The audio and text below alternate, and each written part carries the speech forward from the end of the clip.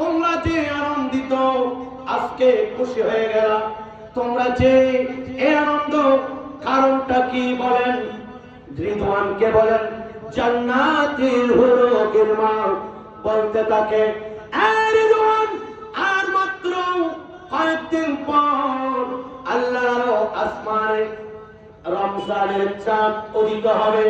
ওই রমজানের চাঁদ উদিত হওয়ার সাথে সাথে ঈমানদার এরা রোজা রাখবে, তারাবি পড়বে, আল্লাহর 30 পারা কোরআন এরা তিলাওয়াত করবে, তারা তাসবিহ পড়বে, যাকাত দিবে, ভালো কাজ করবে।